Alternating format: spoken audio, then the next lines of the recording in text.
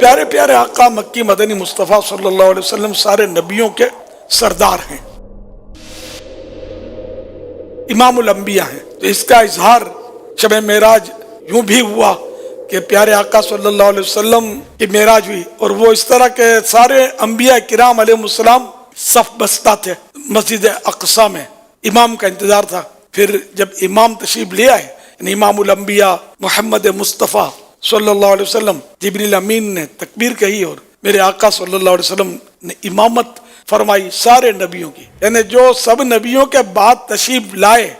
تو اس کے معنی یہ نہیں ہے کہ سب سے یہ مرتبے میں بھی پیچھے ہیں، نہیں، مرتبے میں سب سے آگے۔ تو یہ معراج کی شب میں اظہار ہوا۔ میرے آقا اعلیٰ حضرت رحمت اللہ علیہ اس کو بڑے پیارے اور چھوٹے انداز میں منظوم طور پر بیان کیا ہے۔ نماز اقصی میں تھا یہی سر، ایام معنائے اول آخر، پیچھے سب دست بستہ حاضر، جو سلطنت آگے کر گئے تھے، پیچھے سب دست بستہ حاضر، جو سلطنت آگے کر گئے تھے۔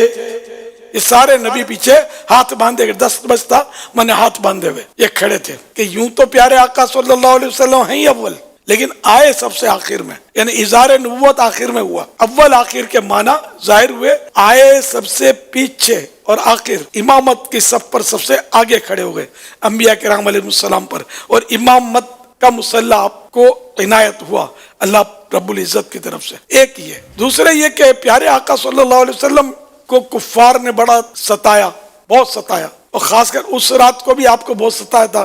میرے آقا صلی اللہ علیہ وسلم رنجیدہ چچا زاد بہن ام ہانی رضی اللہ تعالی عنہا کے گھر کی قسمت جگانے کے لیے تشریف لے آئے اور وہاں آرام فرما ہوئے، اور اللہ پاک نے اپنے محبوب کریم آخری نبی صلی اللہ علیہ وسلم کی دلجوئی فرمائی، اور جبریل امین جو تمام فرشتوں کے آقا ہیں، ان کو حکم اور عبارات لے کر فرشتوں کی جلوس لے کر، فرشتوں کا بہت ساری تعداد لے کر فرشتوں کے حاضر ہوئے، اور اپنی کافوری آنکھیں محبوب کریم صلی اللہ علیہ وسلم کے مبارک تلووں سے مل کر اور بوسے دے کر پیارے آقا صلی اللہ علیہ وسلم کو جگایا، جیسے ہم لوگ جگاتے ہیں ہٹ، یہ نہیں، کسی کے مجال نہیں۔ فرشتوں کا آقا بھی قدموں کے تلوے سے آنکھیں مل کر اٹھا رہا ہے، پھر پیارے آقا صلی اللہ علیہ وسلم نے آنکھیں کھول دی۔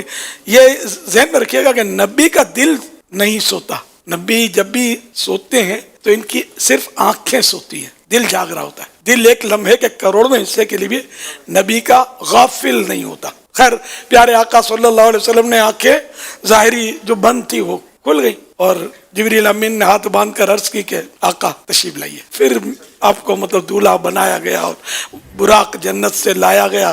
جنت کا براق بھی بڑا خوش نصیب، بہت سارے براق تھے، ان میں آپ نے ایک براق منتخب کرنا تھا محبوب کی سواری کے لیے، اور ہر براق متمنی تھا کہ آج محبوب کریم صلی اللہ علیہ وسلم مجھے سواری کے لیے قبول فرمائیں۔ ایک براق جو تھا وہ کونے میں سر جھکائے رو رہا تھا، تو آپ نے اس سے کہا کہ آج تو خوشی کا موقع ہے، تم رو رہے ہو۔ جبریل امین نے اس سے فرمایا رو کیوں رہے ہو؟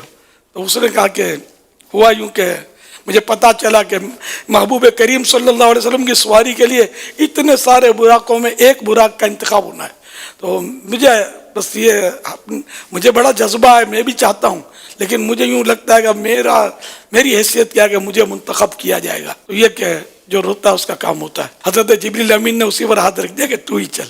خیر، تو اسی براق کو لے لیا گیا، اور دیکھتے ہی دیکھتے اس میں بہت سارا حسن و جمال پیدا ہو گیا، بہت خوبصورتی میں اضافہ ہو گیا اس کے، اور وہ براق جو تھا بارگاہ رسالت میں حاضر ہوا، اور میرے محبوب صلی اللہ علیہ وسلم اس پر سوار ہوئے، اور یوں سفر معراج ہوا۔ اور یہ کسوٹی تھی صادق اور کاذب کی، یوں بھی کہہ لیجئے کہ جب معراج کا واقعہ ابو جہل نے سرکار صلی اللہ علیہ وسلم کے تعلق سے حضرت ابو بکر صدیق کو سنایا، وہ صدیق کا لقب اس وقت نمایاں نہیں تھا، اور یہ سوچ کر سنایا کہ اب تو یہ بھی انکار کر ہی دیں گے، یہ ہر بات کو مان لیتے ہیں، آج نہیں مانیں گے۔ یہ کہ یہ کس کی عقل میں آتا کہ رات کے معمولی سے حصے میں مسجد اقصی پہنچے، مسجد الحرام سے، کعبہ شریف سے وہ مسجد اقصی پہنچے، یہ کیسے ہو سکتا ہے؟ بہت لمبا سفر ہے، وہ بیت المقدس مکہ شریف سے بہت زیادہ دور ہے۔ پہلے وہ ہوائی جہاز بھی نہیں تھے، ہوائی جہاز میں بھی کیا، راکٹ بھی اتنی جلدی نہیں پہنچ سکتا، یوں آن کے آن میں کیسے پہنچ گئے۔ اور پھر صرف اتنا نہیں،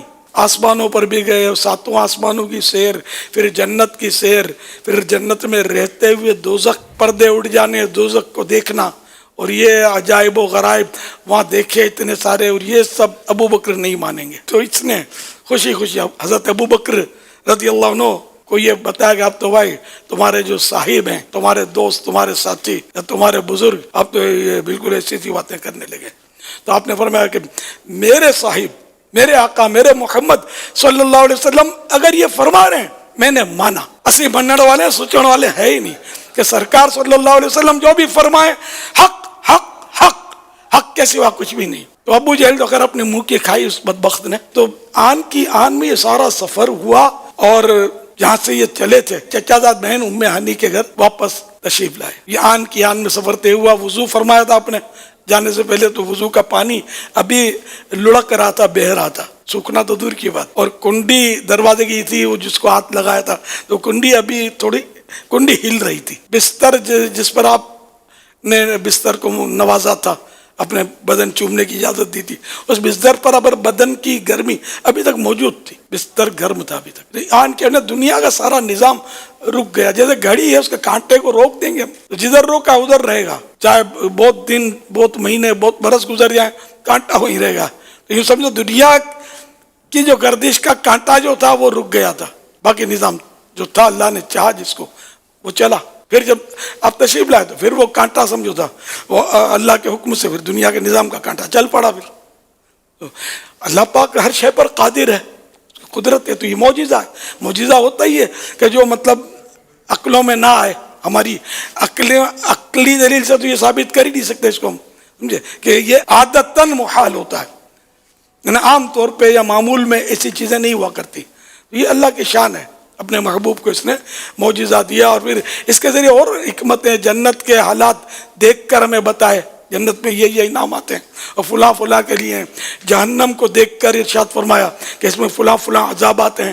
پھر کسوٹی ہے، جس کا ایمان جتنا مضبوط ہوگا اتنا جلدی اس کو تسلیم کرے گا۔ آج بھی عقل کے گھوڑے دوڑانے والے ملیں گے آپ کو کہ جو مطلب اس پہ کلام کرتے ہیں، بعض اوقات تو بیانات داغتے ہیں اپنے کہ یوں نہیں، اور معراج اتنی تھی تو اتنی تھی تو خواب میں تھی تو فلاں تھی، تو یہ کرتے رہتے ہیں۔ تو یہ ان کے نصیب اسی منڑ والے ہیں کہ بیداری میں ہوئی، جاگتے ہوئے۔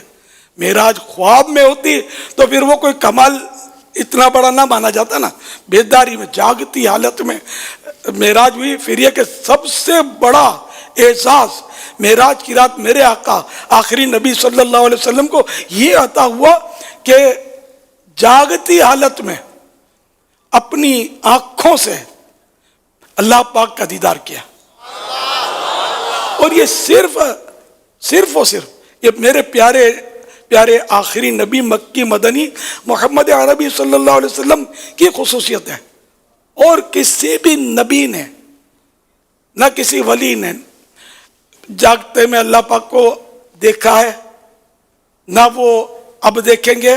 البتہ وہ جنت میں ہم پیارے آقا صلی اللہ علیہ وسلم کے صدقے میں ہم غلام بھی دیکھیں گے، لیکن اب تک دنیا میں دیدار جو تھا یہ صرف پیارے آقا صلی اللہ علیہ وسلم کی خصوصیت، یہ بھی عظیم الشان معجزہ ہے۔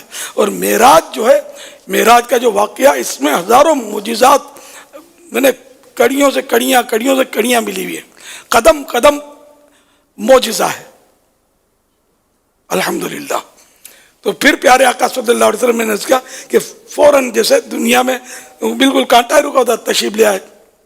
اعلیٰ حضرت جس کو یوں فرماتے ہیں، خدا کی قدرت سے چاند حق کے کروڑوں منزل میں جلوہ کر کے ابھی نہ تاروں کی چھاؤں بدلی کہ نور کے تڑکے آلیے تھے۔ نہ اللہ کی قدرت کے معراج کی رات کروڑوں منزلیں آپ نے طے کی۔ یہ کروڑوں لاکھوں یہ ہوتا ہے نا، اس سے مراد وہ کہ بہت ساری منزلوں میں اور بہت سارے مقامات کی آپ نے سیر کی، بہت سارے عجائبات و غرائبات آپ نے دیکھے۔